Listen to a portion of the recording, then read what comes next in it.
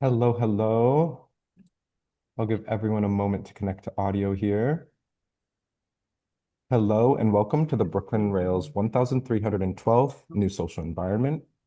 I'm Joshua, a programs associate here at the Rail, and I have the pleasure and privilege of being your MC today for a conversation featuring Mónica Manzutto, José Kuri, and Mónica de la Torre. And now I'll introduce today's guests and host. Founded in 1999 by Mónica Manzutto and José Kuri, kurimanzutto emerged in close dialogue with artist Gabriel Orozco, whose ideas around mobility, experimentation, and alternative exhibition models helped shape the gallery's early vision. Today, it is widely recognized as one of the most influential galleries in the world. From its beginnings, kurimanzutto has distinguished itself by rethinking and expanding what is commonly understood as a contemporary art gallery. Its projects often unfold outside traditional exhibition dynamics and spaces, establishing deep dialogues with realities, institutions, forms of knowledge, and communities that have been historically marginalized. Today, kurimanzutto represents a heterogeneous group of 44 artists from different generations and backgrounds. Our host today, Mónica de la Torre's 7 poetry books include Pause the Document, published by Nightboat Books in 2025, Repetition 19, The Happy End, All Welcome, a riff on Kafka's America, and 2 collections in Spanish published in her native Mexico City. Among other anthologies, she co-edited Women in Concrete Poetry, 1959 to 79. She teaches poetry and translation at Brooklyn College's Creative Writing MFA program. And with that, I'll go ahead and pass it over to Mónica. Thank you, Joshua. Thank you, Brooklyn Rail, for hosting this conversation. Greetings, everybody. It's really good to be here. Thinking about the beginning of this incredible gallery in Mexico City in 1999, and maybe transporting ourselves, giving us a chance to transport ourselves out of this very cold environment, cold in various ways in all the sense of the world, and thinking about different coordinates, different latitudes. So I wanted to ask you, Jose and Mónica, about this question of like your first exhibition in 1999. We're seeing an image of it. It's at the iconic Mercado de Medellín in Mexico City, and it launches the gallery. But of course, the gallery won't be a gallery as we understand the gallery until 7 or 8 years later, correct? When you actually get a space. That beginning period of the gallery's activities takes place in numerous sites. So maybe I would love to hear first about this exhibition that launched the gallery, and then about that period that was very nomadic and collaborative. Hi, Monica. Thank you so much. And thank you, Joshua, and everyone at the Brooklyn Rail. It's really great to be here in conversation and share the history of kurimanzutto. I think it is a very special and specific history that we have, and a very specific beginning as well, which was determined by friendship with many artists, and us being in very close conversations to a generation of artists that we had known for many years before even starting the gallery. So the gallery didn't really come out of, it wasn't just like the idea of having a business, but it was really creating and bringing together all this energy and all the work and all these ideas that had been together in Mexico City in different ways through artist collectives and artist-run spaces like Temístocles, and of course La Panadería. And so, but at that time, Jose and I were living in New York from 97 to 99. And we had the opportunity to really be very close to one of the artists, Gabriel Orozco, who was looking forward to coming back to Mexico and understand how he could be present in that landscape that was, ever changing, but still not professionalized somehow. And so as we started conversations, he proposed that we open a gallery. And so in that moment, Jose and I kind of like changed all our plans for the rest of our lives, right? Probably because it was definitely not in our radar to open a gallery. Definitely all our friends were artists, but not in that way.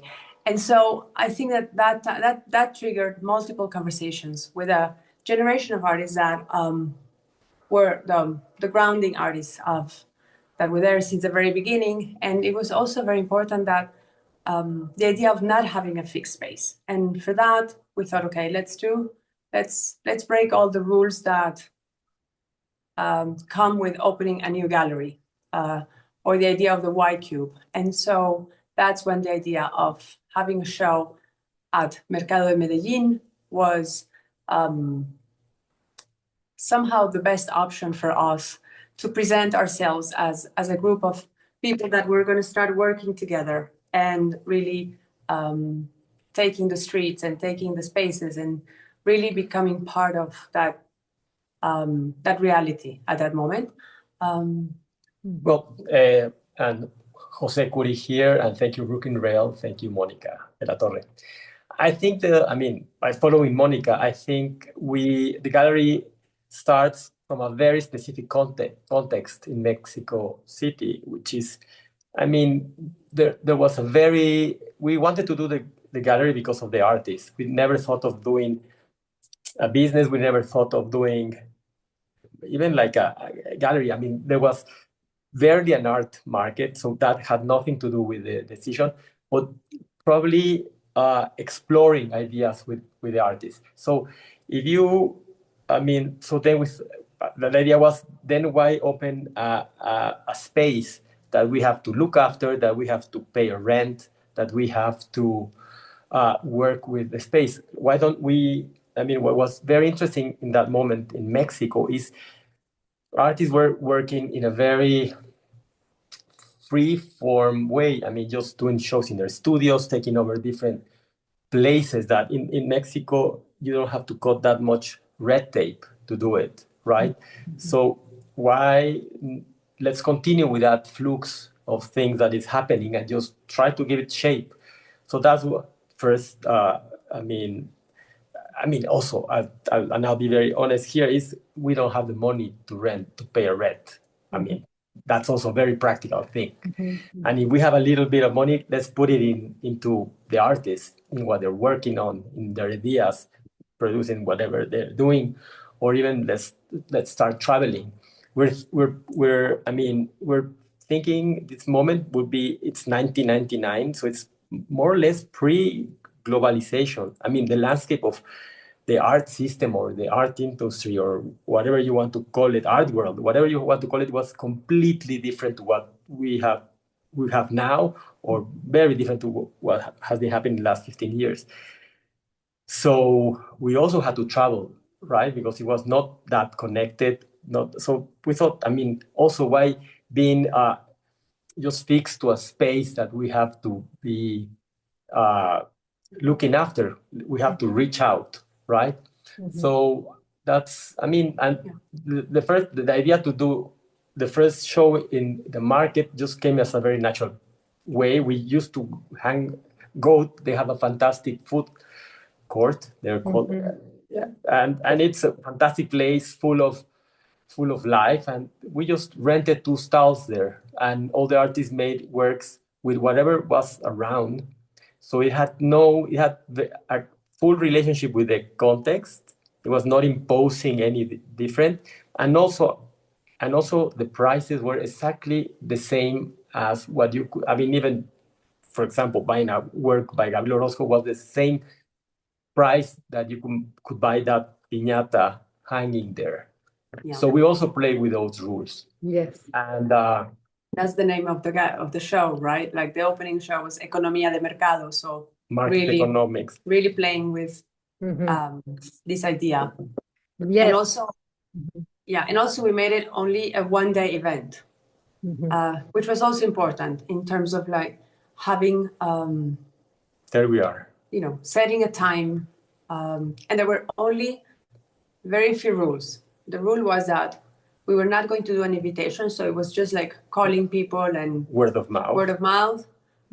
Second is that collectors, who of course wanted to buy all the Orozcos at 7 a.m. in the morning, thinking that they were going to make a huge profit, we said no, nobody could buy more than one work at a time by each artist. And three was that it was just going to be this one-day event.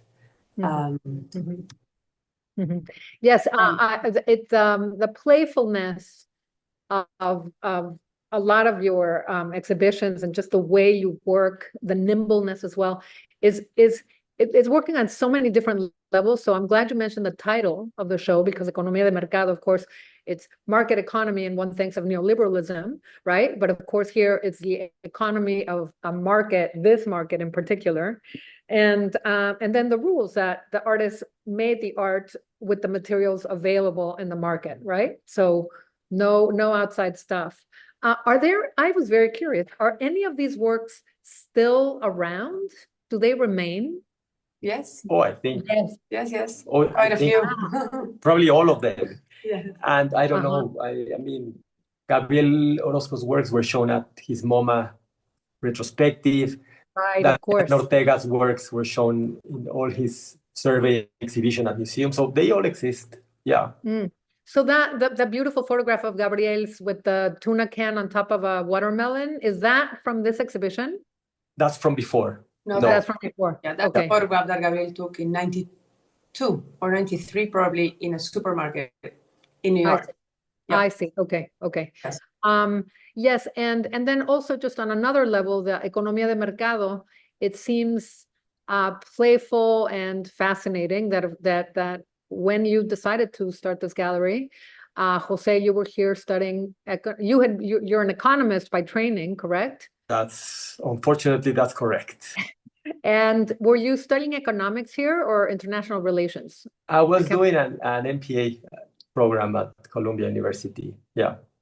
I see. Yes. So I'm very interested in how all that background in actual economics informed your decision and your early practice as an art gallerist. I must confess that, I mean, that just gave me a structure and a way of thinking. But I mean, the best businesswoman would be Mónica within the gallery. So not really. I mean, that just gave me structure, and I mean, I'm very aware of the world and how it works and how I can react to it. But not really. I mean, I was just thinking about art and being with artists and relating to it, really. And Mónica, you had worked at Marian Goodman, correct? Yes, when we decided to open the gallery in Mexico, Gabriel Orozco was already working at Marian Goodman, and so that was kind of the way to start an internship, which later became a proper invitation by Marian to be part of the team. And I was working there for 1.5 years in the gallery, and I was working mostly on production and working with the artists, producing their exhibitions and projects, external projects as well. So I had the opportunity to work with Pierre Huyghe and Jeff Wall, Gabriel, of course, Steve McQueen. So yeah, many artists that were that part of the gallery back then. And of course, production would come in so handy because all these events, we were discussing before we opened the conversation to the public, that at the beginning, a lot of this looks like, wait, where's the gallery? What is this? Like, what are you doing, right? Because you have actions. It looks like festivals. It looks like all these events really that require a lot of production, but not necessarily exhibitions as we understand them inside a white cube. So maybe we can move on to the next one. I'm very curious about the next one. Was this, yes, in 2000, Permanencia Voluntaria took place inside of a movie theater in Mexico City. What was this? Yeah, I mean, that's right. Our idea is how we could do a model of a gallery that could be in complete alignment with the way art was produced, right? Instead of art being in some place and then you're trying to fit it into a space, why don't we follow how art is being produced and just find the right place to do it? So that's how you're right. We worked really like 8-9 years as a gallery with no space, or to be probably more explicit, like the space was the city itself. And then not only the city as a geography, but probably we were also traveling in different places around the world. So just following what the artists were doing and trying to find the place where it could feel the most natural. And I think for that, Mexico City was, and I think it still is, fantastic. So, I mean, that's very easy. That Permanencia Voluntaria was, many artists were exploring video work or moving image or time-based art. And in Mexico, it's the moment where some of the first video cameras were here, available, and everyone was exploring them. And we thought, many of the artists are working with that. Where would be the best place to show them? And we came across this movie theater, and we thought that would be like the right context. And we worked on a program. So it was a 3-day program. It's a very cool movie theater because it has a bar. So people could actually just have a drink or have drinks and sit. But, you didn't feel like you were trapped there. Nobody ever left in those 3 days. It was pretty amazing. We were all there together. And we used, so we did the premiere of a compilation of videos of Abraham Cruz Villegas, Luis Felipe Ortega, Daniel Guzman, and Damián Ortega that had never been seen together. And it was a beautiful project because all of them helped each other to, one was acting, the other one was producing, the other one was in the camera. So it kind of transmitted this collaborative way of existing and doing things together, even though each of them has a very distinct practice. But it was really great. It told the spirit of how the gallery worked, how the artists worked at that time. Yeah. Right. And so, there's always a little bit of humor. So the compilation was called Sangre y Pantimedias, right? Like to put it a little bit of drama. How do you translate that, Mónica, into blood English? and pantyhoses.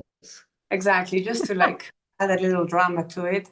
But then we were very lucky, and we showed Dan Graham, as well, Johann Rimon Press, Basia Nader, and we kind of received all these, of course. So many videos came in as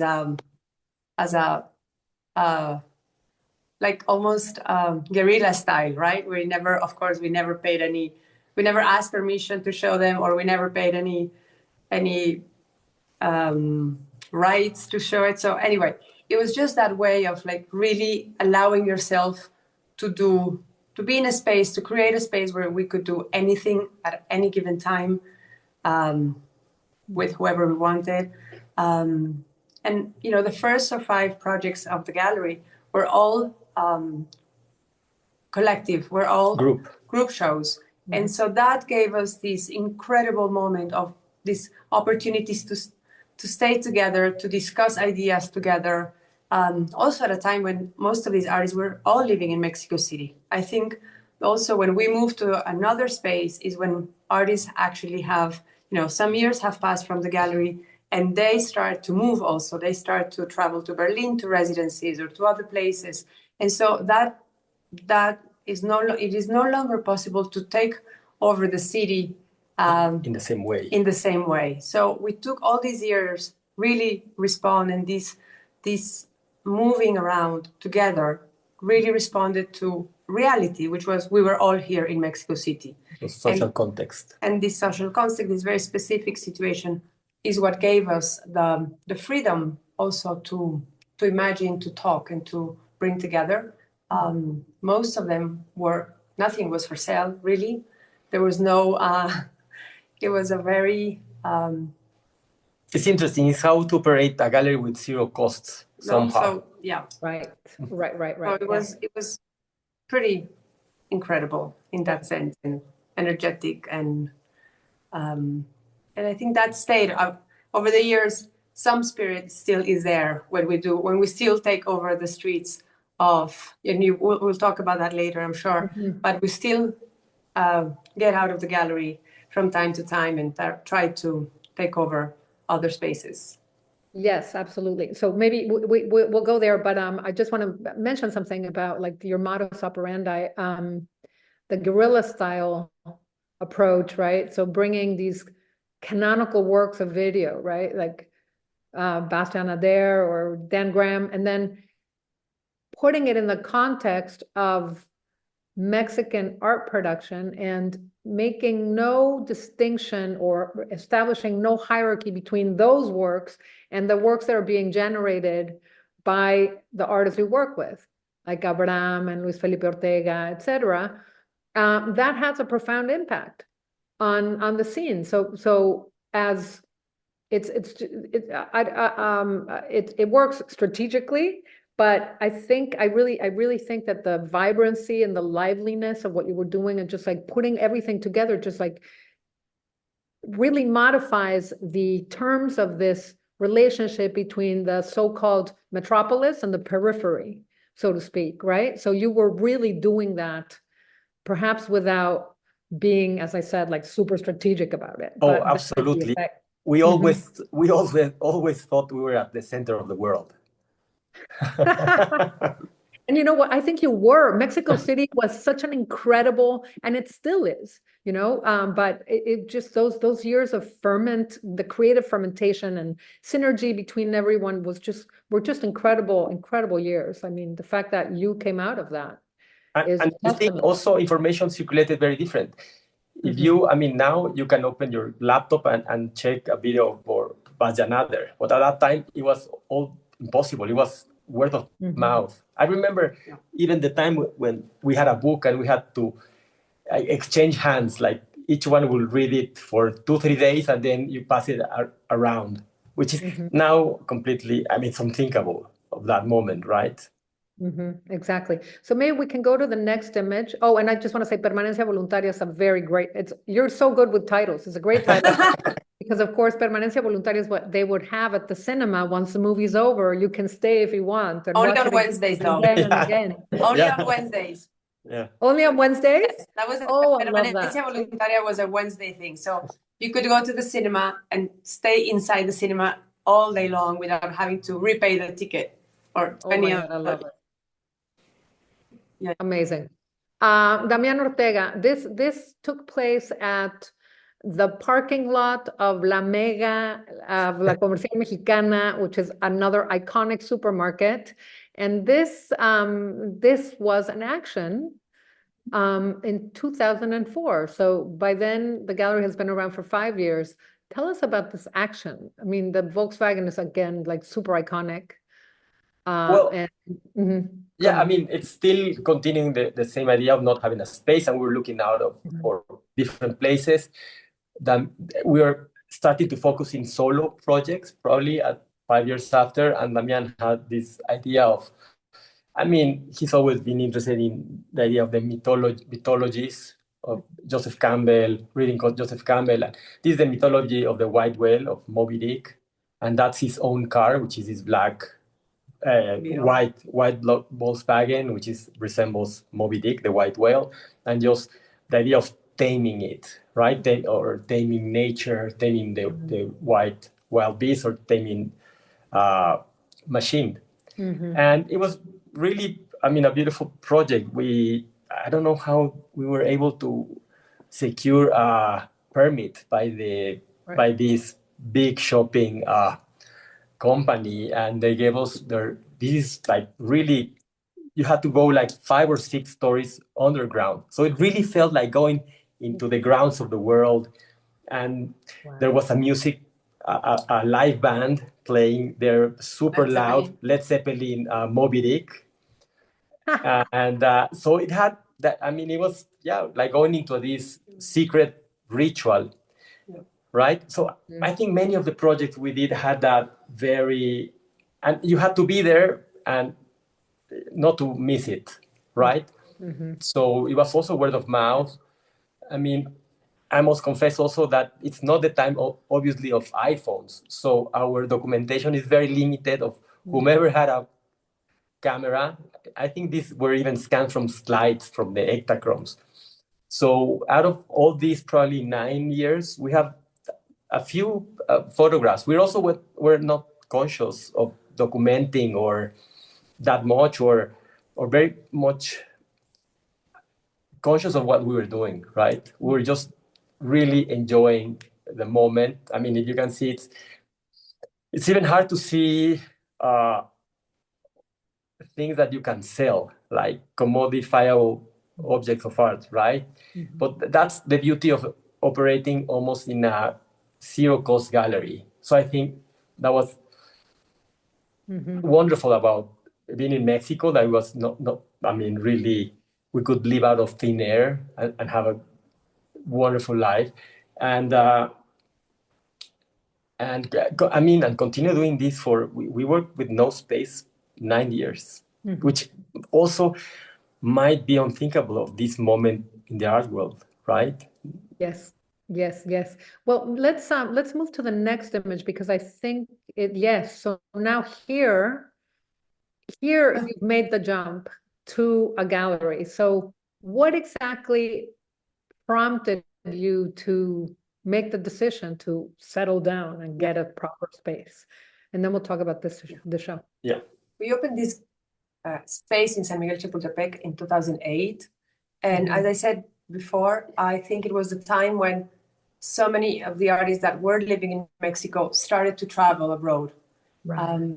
And I think that for us to keep up the energy and to keep up those conversations, it really had to be in person. And that's what allowed us to function without the space for that much. But then, of course, it was kind of time to, okay, let's find a place, let's bring a center. We had been working already also in publications, the archive. So we thought it was the right time to concentrate the energy. And by then also, and I think we started to open up to a greater number of artists, which I think is, you know, for me as being the woman in this project, there were very few women at the very beginning in the list of the gallery, and that was a reality, you know, in '99. But for me, it was very important that we were able to, you know, try to move and open up to having a more balanced list. And so it was also looking at, we started looking at having invited more artists to the gallery. That one first women that we invited from outside was Mónica Sosnowska, who was part of very early on. But from there on, you know, it was a very important group of women artists that joined the gallery. And most of them, even if they were Mexican, they were living abroad. So again, it was easier for us, and it just made sense to just open a space that could be flexible and that could become this meeting place for us. That's right. We needed a meeting place. So it felt natural to have a space then, right? To have the archive together in one place. That's I thought what Mónica was saying. Yes, and the space itself, we can't see it from these images, but the space itself is much more than a white cube. I mean, it's much more than a gallery. It really is a meeting place because you have so many places to socialize, right? And you have the bookstore and yeah, like places where people can actually get together and just hang out. Totally. Which is right.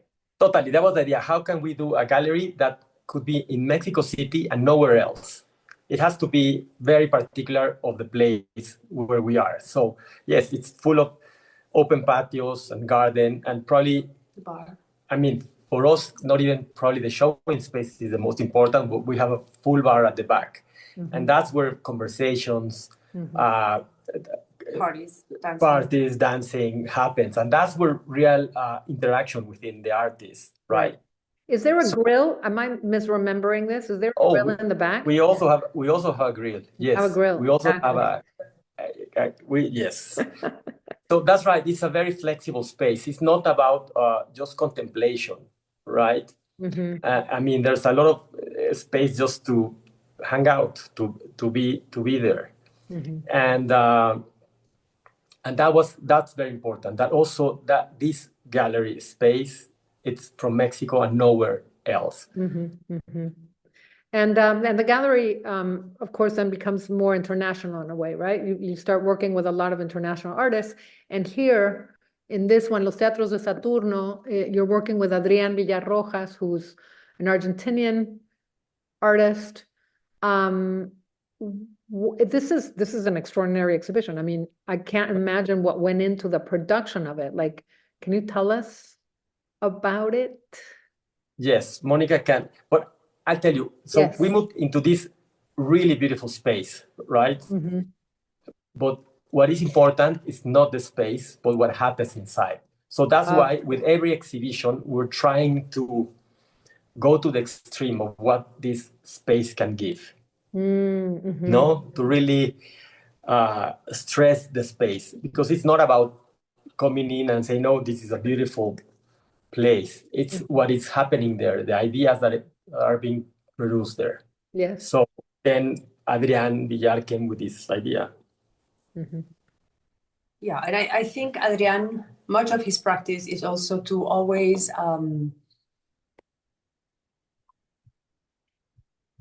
ask a question to what does a gallery mean? What does a museum mean? So there is this, it's inherent to the practice to have this kind of critique, institutional critique. And I think for Adrián to bring us to do this project where there is soil from the very beginning of the gallery, from the street till the very end, and the whole space is covered with soil and perishable fruits.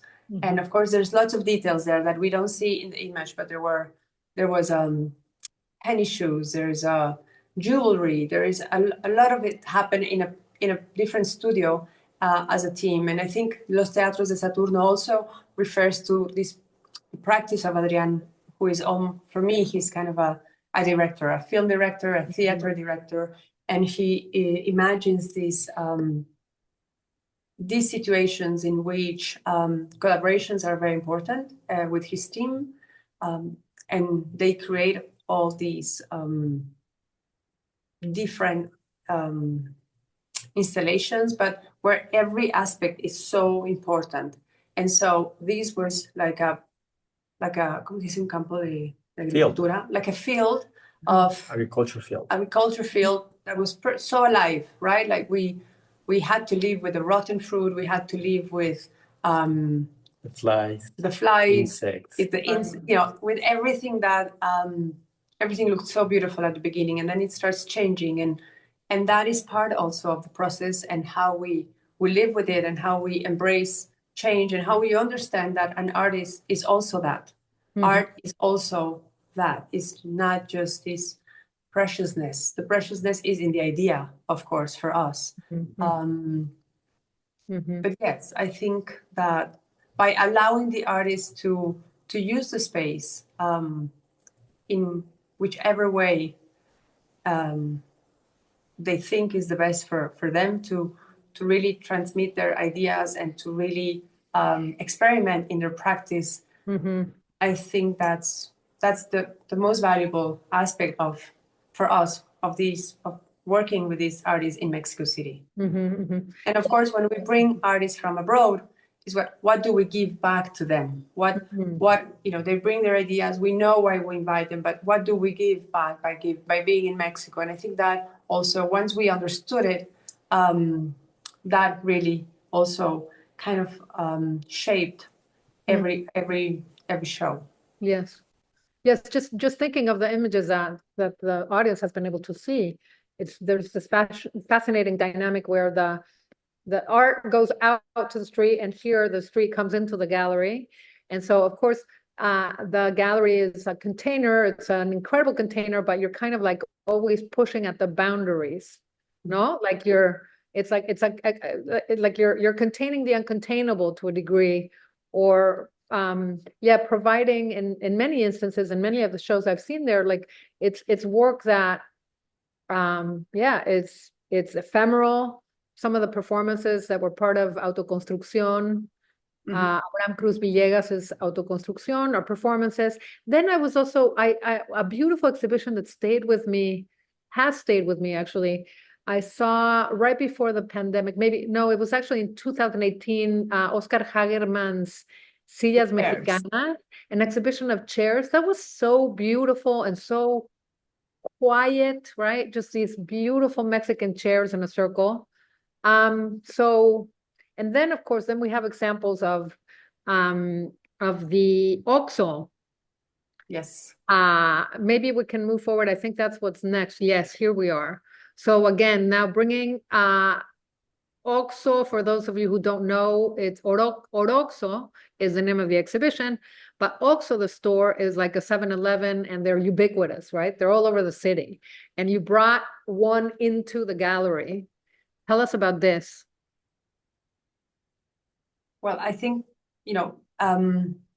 Gabriel Orozco was living in Japan at that time. And he was somehow, this convenience store is where you find everything in Japan. So he basically, started to think about how to transform the gallery into a fully functioning convenience store. And of course, and setting the rules of distribution, of exhibition, art consumption. And so there were many aspects in this. It was a very complicated, very, very complex project to actually, not only building it was not as difficult as really understanding the functionality of it in terms of Gabriel setting this system, right? And so, yeah, I mean, it's very interesting is how to put a system like this convenience store within another system, which is the gallery system, and how can they both interact? And it's all these layers of, if you want to go deeper, of obviously of the art market. I mean, we're now talking that this would be around 2017, 2017, right? So already we've been almost 10 years in the gallery doing exhibitions. So, I mean, it's also a comment about that. So it was really interesting slowly after having 10 years, 9 years a gallery, having now running a convenience store. Yes. Is it the same or not? What is different? Yeah. Yes. Now the convenience store sold art, right? Because every single one of those items for sale intervened by Gabriel, or some of them? Everything is for sale, but there are objects that have been intervened by Gabriel that you will find within the exhibition. Within a convenience store, sorry. You can actually, if you move one forward, yes, you will see there's these stickers that represent Gabriel's, the 4 stickers and the idea of movement, and the samurai tree somehow system, which is the color that travels just as the knight moves within the chess, by jumping, creating some kind of 3-dimensionality. So there were all these inserted within the whole system of the store. Yeah. Of course, many of them were stolen, which is fine. That was part of the system. Okay, to accept theft as accident as part of it. And then in the back there was one space that we don't see it here, but it's one space that had all the products that had been intervened all lined up by color, in a very idiosyncratic way, but definitely by color. It was like a shelf with all the elements. Right. And so people could actually see there how Gabriel took some decisions on where exactly and how to intervene these these products, which was actually quite beautiful to see how he would be playing with the image or the size, the Cuba Libre. It was a very with the politics playful of it. and the politics of it. And Right. then there was a very complex system of distribution that Gabriel thought very, very thoroughly. And it's actually quite complicated to explain, so we don't have to go into that.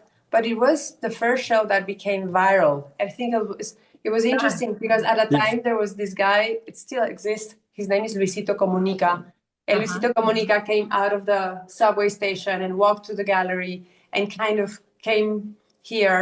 When at the entrance of the gallery, you would get like a 1 peso bill printed by Gabriel here with a samurai with the circles, and you would exchange it for whatever product, not with a sticker, but you could exchange it for a product. So people came and everybody would get one of these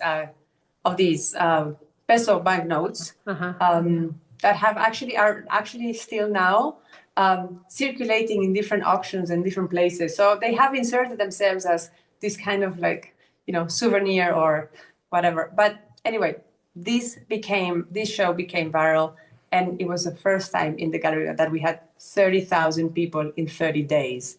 So it was pretty insane. But also it was that time, right? It was interesting to understand how things have changed in so many ways. Right. And so just to understand, so you could come in and buy a pack of gum if you wanted to. Yes. Without your bill. And you could keep the Gabriel Orozco. Yeah, I mean, it's absolutely fascinating. And also, it feels like something that you could only do in Mexico, probably. Yes. But at the same time, it's deeply informed by other conceptual practices in Latin America. So, for instance, it makes me think of Sildo Mireles' insertions in that piece. Totally. Yes. Yeah, the insertions in ideological circuits. Yeah. Yes. Yeah. For those of you who don't know, Sildo Mireles had these messages in bottles back in the day when you could only get more Coke if you brought in the empty bottles of Coca-Cola or Pepsi, right? And you could exchange them, and it was a way of circulating very political messages. But yeah, so how that speaks to that, and then also how it speaks to your first show, Economía de Mercado. Exactly. Really, really beautiful, consistent. Let's see. I think I realize this is a beautiful conversation, very leisurely, but we need to speed it up. Another way in which you brought art out to the street, a billboard project. You had it for 2 years, correct? Yeah, 2 years, an artist. Sorry, go ahead. Yeah, from 2016 to 2018, and this is a very like if you've been in Colonia Roma and Roma Norte, this is the corner. And you had these billboards. Let's see more of them. We invited Daido Moriyama, Patti Smith, Araki, Hillmans. So every Minerva Cuevas. every people had another part exhibition within the city. So we saw an exhibition of Araki inside of a cantina that we also used to go. So it's just talking about that even though we had a gallery space, we still continue taking over the streets, right? Yes. I love that Café La Habana. Can we go back to Minerva Cuevas' image? I think it's before, yes, that one. So that says, si no hacemos lo imposible, tendremos que enfrentarnos con lo impensable. If we don't do the impossible, we will have to face the unthinkable. Wow, no? Yes. So very timely. Very timely. And I'm wondering if you got a sense of how people circulating around there, how did people respond to these? Were you able to gauge a response? Well, it's hard to do that. Yeah. We always try to do the things because we want, not to think that much of the response, because then it makes you do things in way of reacting. And we do things or exhibitions or this because we totally think they're important to do. It's more of an act of freedom, and I think people also that encounter these have the freedom to go deeper or not, right? Or dismiss it or not. Yeah. Yes, just like billboards here. I mean, sometimes you see and you're like, Yes. what is that? Is that art? No? Yeah. You go like, is that art or is that someone trying to sell something to me? Yeah. Very, very, very poignant message. It has the urgency of something that you'd see graffitied, Yeah. Yes. right? But then again, it isn't. Let's go forward and look at an example. I think what you have next is it Titan? Well, Let's see. I mean, probably Forming. that's Siembra, and that's I mean, I tell you, we have the space, and we are starting to feel sort of dried in the vertigo of the art world, that you have to be everywhere in at any moment in every part of the world. And we thought, how can we slow down? How can we go back to this moment where we're having conversations with artists? We could plan exhibitions for a long time. And so we thought, how could we build a system inside the gallery of an exhibition that lasts 2 years, right? How can you do an exhibition that is one exhibition that is a year long? So you can slow down the way you see art, you consume art, you talk with artists. And we came up with this idea of Siembra, of the exhibition. And it's a very simple thing. We divided the exhibition space in 7 different rooms, and we invited artists throughout a couple of years to take over these different rooms. So the relationships that were created within a room would change. There were no openings, and the rooms could last 1 week or 2 months. So you would never see the same exhibition once you came in, right? And then the relationships between the different rooms would be, of the works within the rooms would be different. So in that way, we sort of felt we were slowing down. It also,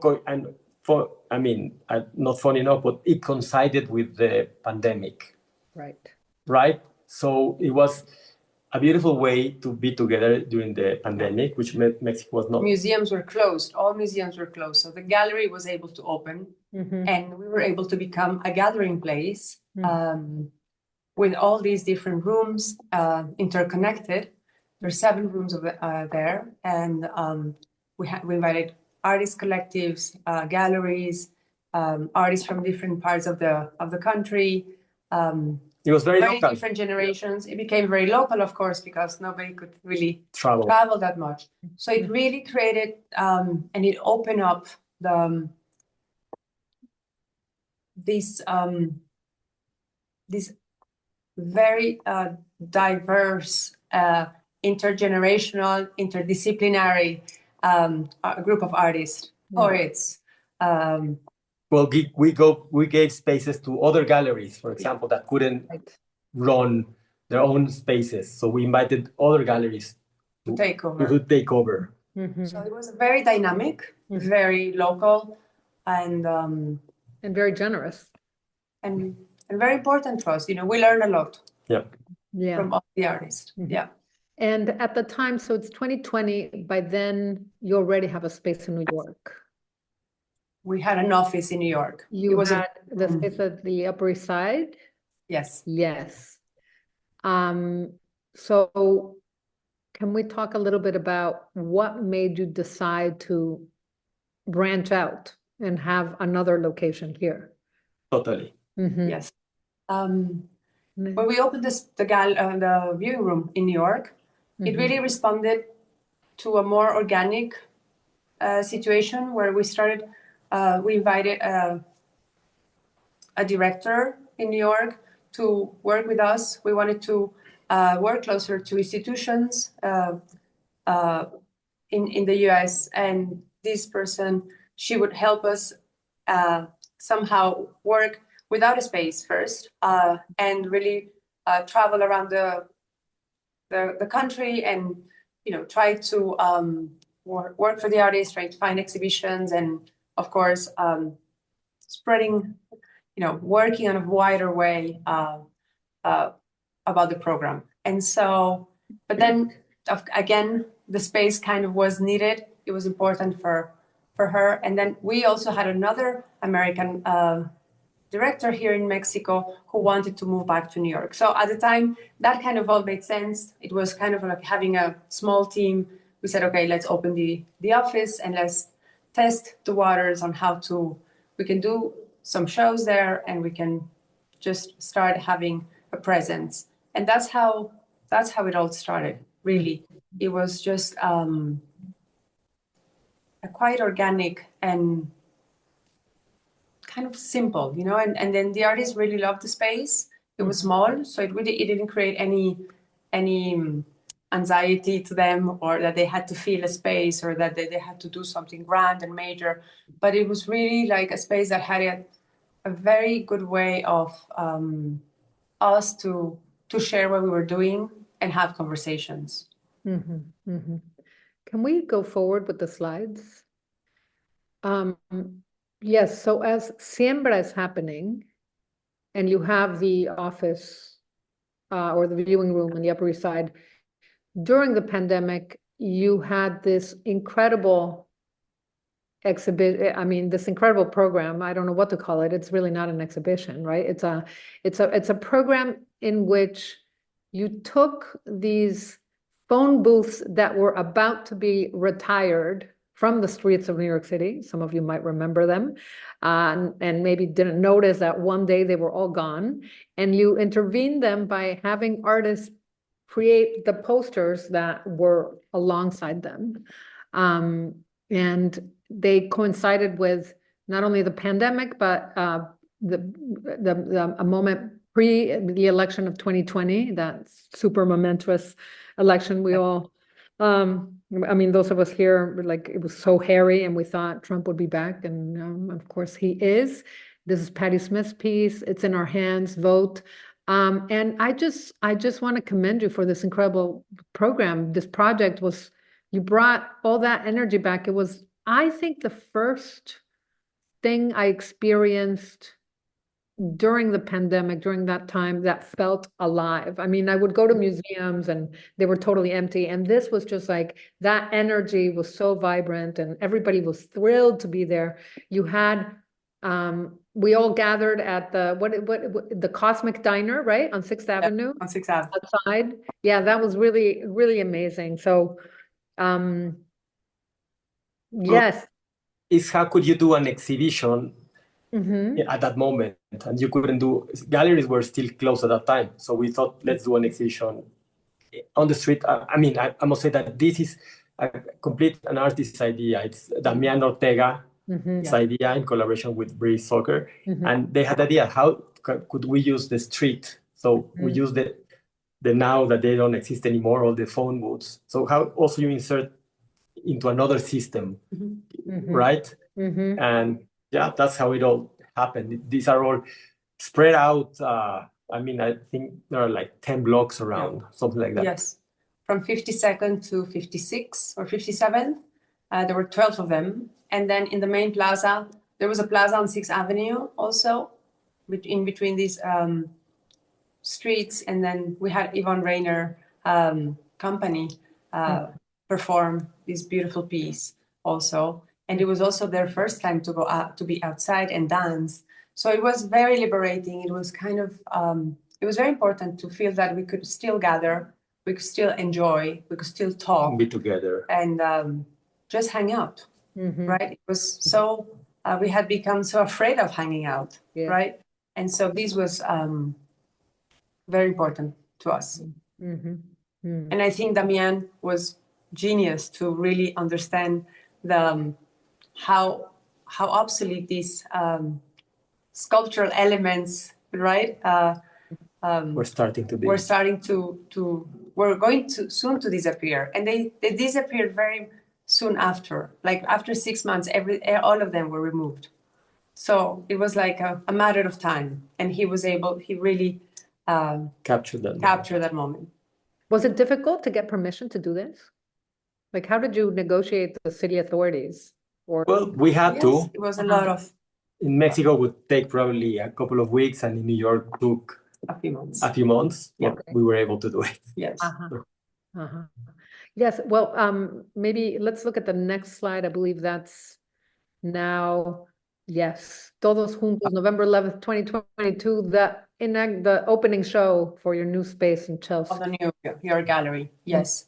You know, the space, the office in the Upper East was great, but it kind of became obsolete during the pandemic as it felt people wouldn't want to come up. It was an elevator, it was a tiny space, it was hard to be working there. But that coincided also with me and Jose spending 1 year in spending time in New York with our family.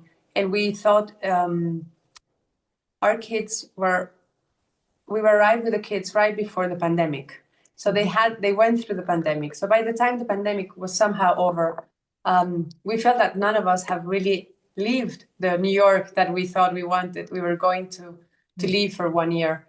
And so as we delayed our departure, it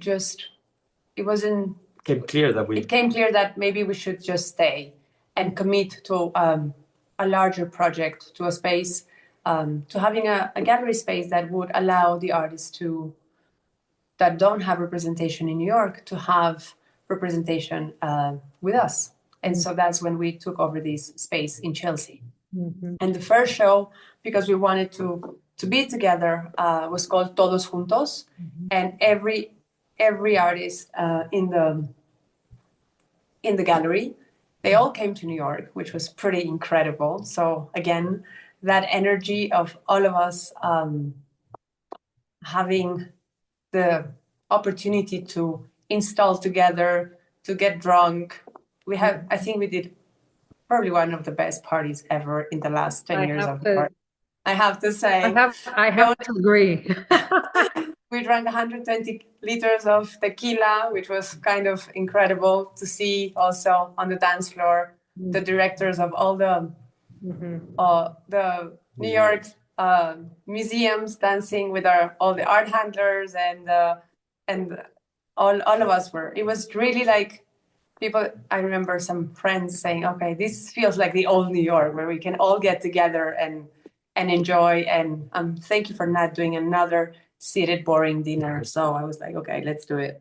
Yes. Well, but that feels like something that you both understand so well, and so much of what you've been saying is about those social connections, that energy and inspiration that you get from just being with other people, and exchanging ideas and having experiences with others that are facilitated by you. And so this conversion of the social energy into a program, into a way of doing things here that is unconventional for those who have been here too long and think that the best way to capture their artist spirit is by having these ridiculous dinners that nobody wants to be at.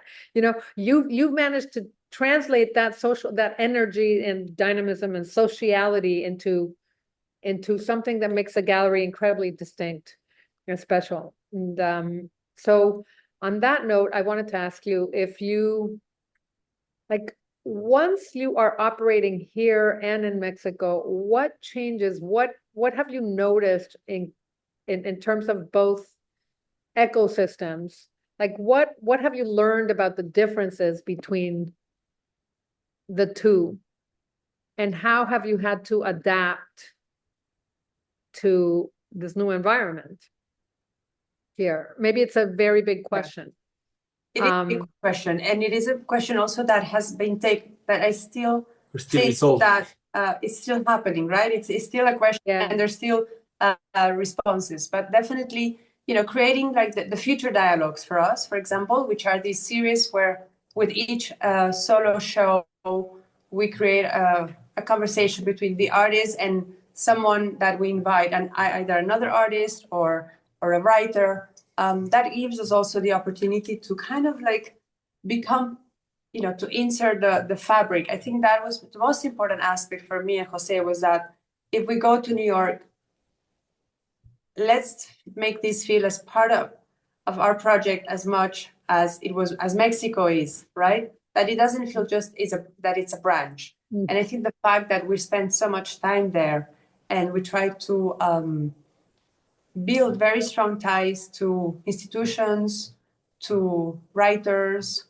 to collectors, I think all of that somehow we have created, I would say like a parallel life between Mexico, like a balanced life between Mexico and New York, trying to understand, New York is incredibly efficient in a really wonderful way. And the fact that curators are so responsible in coming to see the exhibitions or taking the time to have a conversation, that has brought us a lot of knowledge and a lot of possibilities for the artists to grow, exhibitions to happen outside of the gallery, in museums and institutions in New York, but also around the world. So I think that's something that has been very important for us to give importance to that. Mexico is incredibly is as important. It just gives different things, right? It gives experimentation. It gives freedom. It gives. Well, we just thought that, and we've been understanding along the way that you have to do a gallery for New York. It was not just the idea of bringing what we do in Mexico into New York. That doesn't work. And we realized that we have to do something that is embedded in the fabric of New York for the landscape, for the social context, for the politics. And that, I must say, that's been a very interesting challenge that really work and think in that way. And it's something that is still unresolved. We're in the way of understanding. Right. Have you ever felt pressure to represent Mexico in any way? No, never pressure. I mean, if you're talking about pressure, not at all. I mean, we have an origin and we come from somewhere and we cannot block or negate that. But also that is not a burden, or we feel the responsibility to be a national team. I think we're completely against of these national ideas of nationalisms. So I think, no, I mean, I was born in Mexico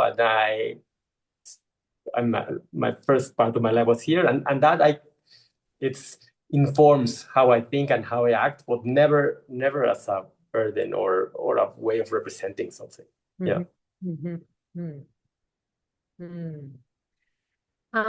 Okay, I'm going to ask you one last question. Have you now that you have such an incredible trajectory and such a span of years, do you see art differently? Are there things that you never would have done in the 90s or early 2000s that now you would consider, or vice versa? Like, for instance, I was thinking of the show that you did, the Julio Galán show. Incredible exhibition in 2 locations. You collaborated with Luring Agustin. With Luring Agustin, exactly. And that was just like such a phenomenal exhibition, and it had such impact. But it feels like a show that you wouldn't have done, even if you had the possibility, you wouldn't have done it in 2000. No way. Never, never. It was a no. Exactly. Why was it a no? Because that was my sense. I was like, you would have never come close to Julio Galán, because and the school of neo-Mexicanismo, right? That would be like anathema to you. But all of a sudden, hey, the work looks really good. I mean, I never liked the work when it was the first time round. I had the same feeling. I was like, I don't know. And now I'm just like completely entranced by it. I love his paintings. So tell me about that double take. I'm going to let Jose speak more, because this is actually his project. But just one thing that for me was also, it was still like a no for me all the time in general. But something that I think that was important to do this, for us to do this project, was because the art world also had changed a lot And so the way in which the work of Julio Galán could be understood at this moment is very different to the timing when it was made, when he was alive and he was working, because at that time he was a neo-Mexican. But when you look at the work now, there's so many other aspects that are so relevant to what art is today and to what, queerness, politics. There's a completely different context. So there was this space and this possibility to understand his work from a different perspective. Totally. I think it's a big mistake to call it neo-Mexicanism. If we are talking about against nationalisms, why frame it that way? It's just narrowing down what the work can tell you. And I mean, answering that, I love the idea that the gallery is still a platform that can allow us to be free. So in that way, obviously, I feel a lot of responsibility now. It's very different when your shows are being seen by your 20 friends, that suddenly you have, I don't know, thousands of people looking at them. I mean, I feel we still certain responsibility, but still so free to think. And as we said, I mean, there's nothing we cannot not do, right? Right. And that is very liberating. That's a great way to wrap up this portion of the conversation. And maybe we should open it up to questions from the audience. Pass it over to Joshua. Thank you so much. What a wonderful conversation. We have a lot of questions from the audience, and in the interest of time, I'm going to jump right in. Our first question in the audience is about how the curation happened. How did you initially begin conversations with artists and propose that they take part in your group shows or solo shows, especially when kurimanzutto wasn't a fixed space? Was this a group activity? Okay. Yes, we'll try to be brief so you can incorporate as many questions as possible. I mean, one important thing is that Mónica and myself, we never consider ourselves curators. We are not curators. We have never curated a show ourselves. We are gallerists, and we are very, we had very strong ties with artists. So we believe very much in their vision, and we just try to translate that into exhibitions. So it was being very much in connection with our artists at the very beginning, and then probably with other curators or art historians, but just having this very trusting our relationships with artists, but never considering ourselves curators. Thank you so much for that response, and thank you for that question. Our next question comes from Mario. How do you think the art market has changed in Mexico since you started in 1999? Well, when we started in 1999, there were only 3 collectors in Mexico active, some were in Guadalajara, others in Mexico City, but museums were not doing any kind of acquisitions at that time. And so I think that it has changed dramatically. It's a completely different ecosystem. Now it works a little bit as a healthier ecosystem. So the market is way more diverse, very transversal. So, I mean, we're very happy to have seen it from a very,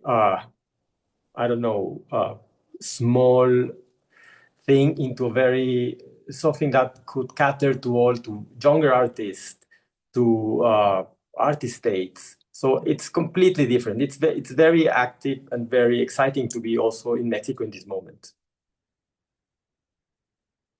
Thank you so much for that question. Our next question comes from Carla in the audience. Thinking of Gabriel Orozco's earlier post-studio practice reminds me of your earlier post-gallery practice. And like you mentioned, there's also the aliveness to what a physical permanent space like your gallery can provide and nurture for both gallery and artist. What do you feel is alive now with so many galleries merging, others falling away, and studio spaces being so costly? And further curiosity, how do you both continue engaging with new artists today? Yeah, I think we are really facing a moment that we'll have to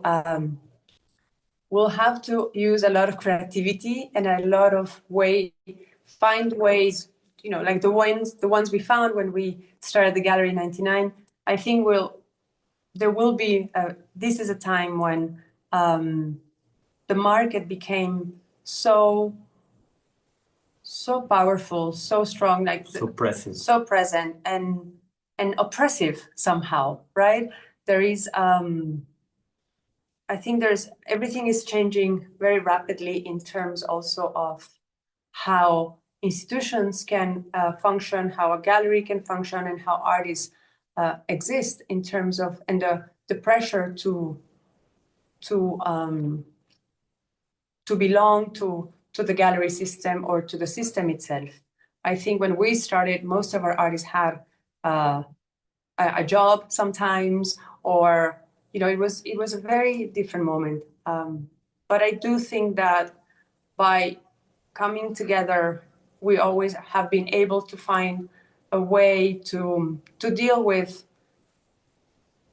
whatever is there that we feel that we want to address, right? Like Siembra was somehow the response to an existential crisis of both of us to an industry that was becoming too fast, and somehow we wanted to slow down. We wanted to have time to think. So yeah. I think I see a lot of hope. Extreme situations bring extreme solutions. So I trust artists, and I trust the art doing under these extreme circumstances. So just be very aware of the moment and trust artists and art. Thank you so much for those answers. Our next question comes from Monica, and she writes, some people find out later in life that they want to dedicate their lives to art, but often it is easy to feel that one is late to the game. What would your advice be for someone starting out an art career later in life? You're never late to do what your passion, to follow your passions. You're never late. I mean, never. I think today is the right moment to go for it. And there's never too difficult circumstances. There's always an interstice where the light shines, and you can follow that.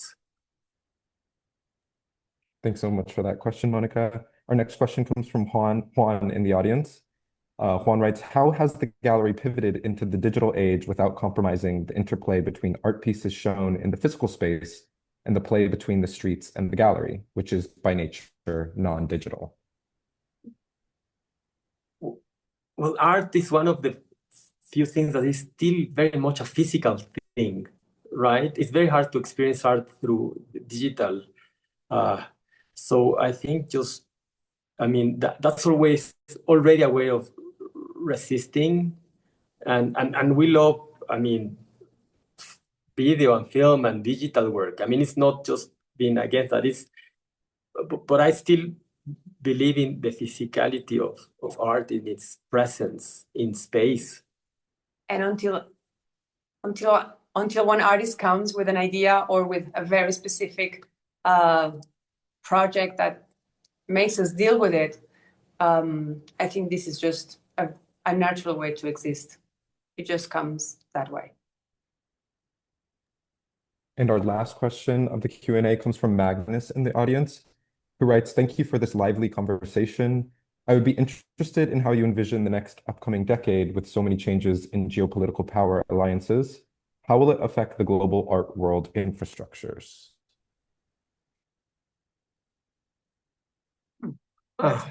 Big question. I think there's a lot of uncertainty, of course, in terms of